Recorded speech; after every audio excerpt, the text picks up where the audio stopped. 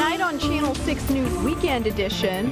Words must be met with action. We're hearing more from authorities on the Odessa shooting and learn how the shooter is connected to Central Texas.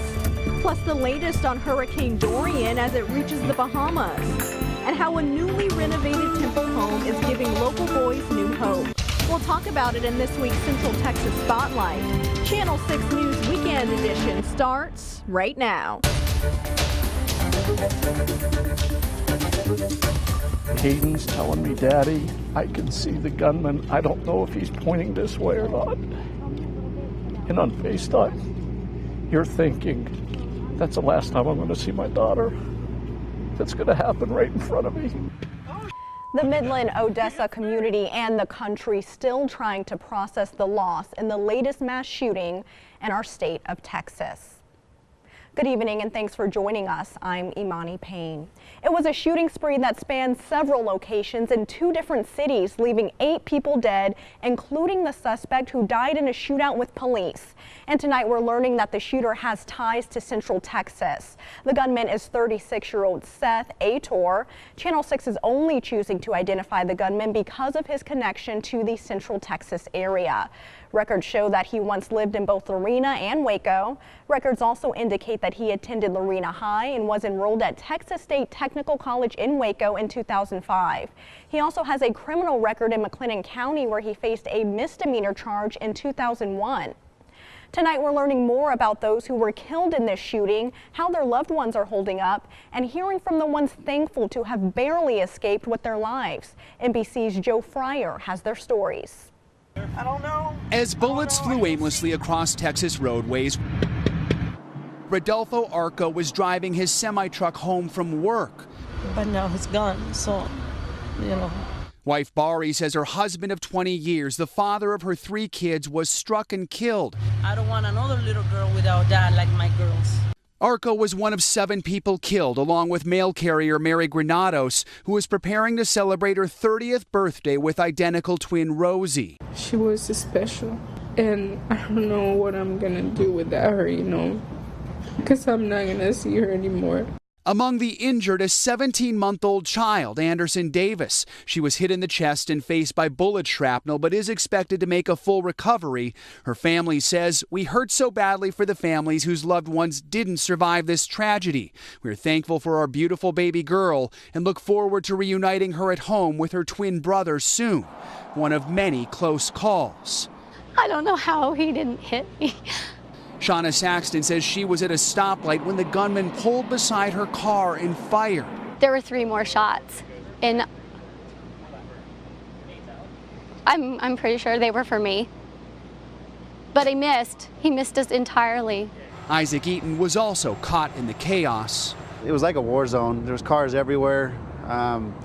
Accidents, people trying to see what was going on, slamming into each other. Yesterday, his company's tow trucks helped clear cars off the road. Today, he used those trucks to build a Texas-sized tribute along a highway that's now a memorial. Tonight, 12 shooting victims are still in the hospital, 1 in critical condition. As the suspect was randomly shooting at innocent people, families were sitting inside the Synergy movie theater when SWAT and other police told them to evacuate, putting them right in the middle of the chaos. Roxy Bustamante spoke with one of the witnesses who crossed paths with the shooter. All we thought was like, oh no, he's going to go right through there and he's going to hit those people or shoot them or do something. Simona Rivas says just minutes after getting an alert on her phone that there was an active shooter, SWAT, police, and DPS troopers were swarming the Synergy movie theater. They were just yelling, get out, get out, get out. You know, that's all we could hear. Rivas, her son and husband ran out through the front doors and luckily made it out to their car. And as we were driving out, we were crossing the intersection, and as we crossed it, we looked back because there was police officers heading west. Then they were heading back east on the same road, but they were chasing the U.S. Postal van. That's when we realized that must be the shooter. She says the suspect was heading straight towards a crowd of people standing outside of the theater. Maybe 100 people that went out through the back of the theater. They were just standing there. Standing in the middle of danger. She says an officer slammed into the stolen U.S. mail van, and then police started shooting at the suspect. All of this, her son captured while they were watching from their car. You know, we saw it with our own eyes, you know, so it's not something that you forget. It's not something that it just goes away. You know, you can't erase it, you know, so it's going to take some healing for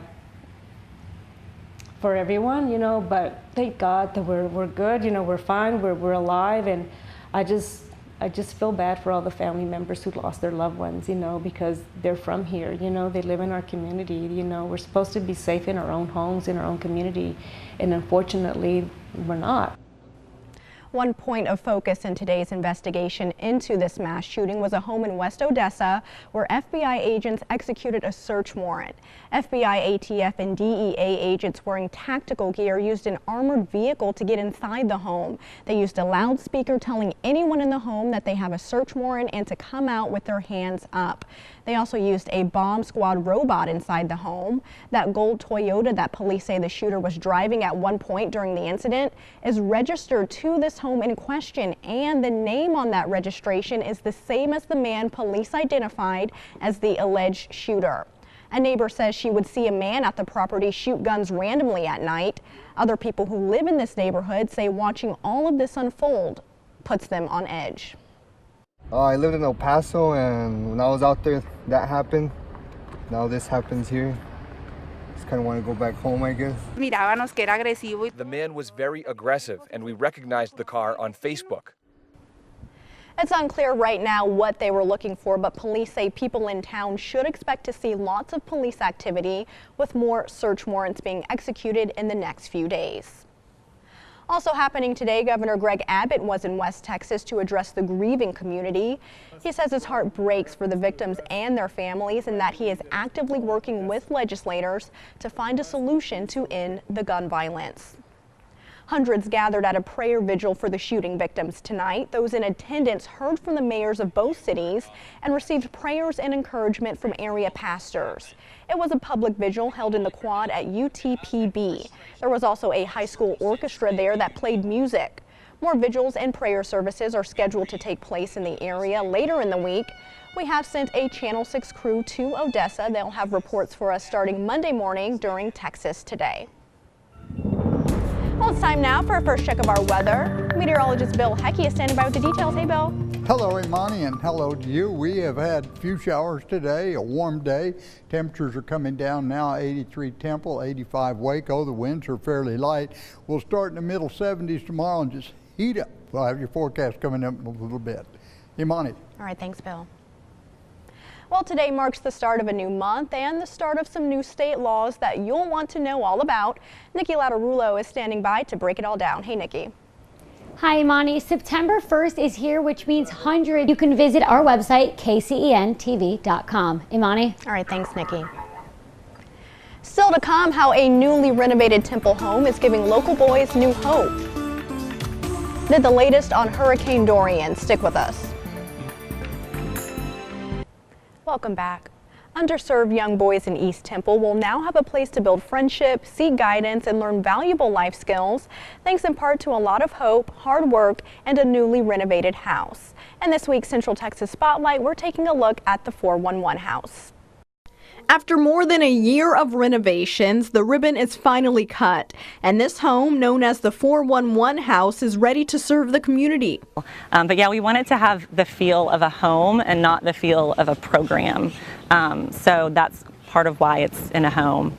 The house, which was once owned by civil rights activist Myrtle Captain, was purchased by Kim White, founder of Bridge East Temple. She turned it into a safe place where young boys in the community can come for mentorship, a hot meal, or just relax. The house includes a kitchen, a music room, play area, outdoor field, and more. We want to offer them different experiences and opportunities, and also the chance to have a mentor and to have someone kind of walk them through life, because it's something that we all could use.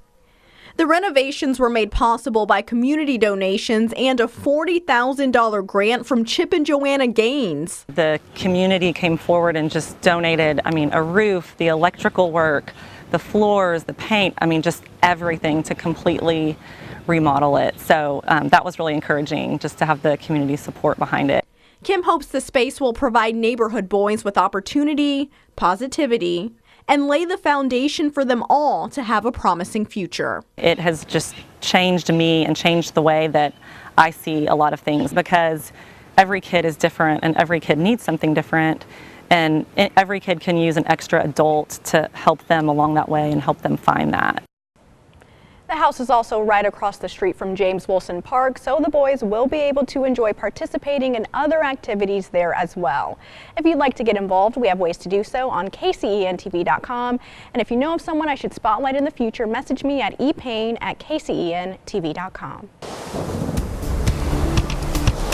Well, Dorian is pounding down on the Bahamas tonight after being classified as a catastrophic Category 5 hurricane with 185-mile-per-hour winds. By early evening, the center of the slow-moving storm was approaching the eastern end of Grand Bahama Island. The storm is expected to pound the islands for up to 2 days with heavy rain, high waves, and damaging winds before taking aim at the U.S. mainland. While not expected to strike Florida, the NHC cautioned residents to remain on alert. Still to come, Curtis Quillen has a look back on Baylor's season opener. And your forecast after the break.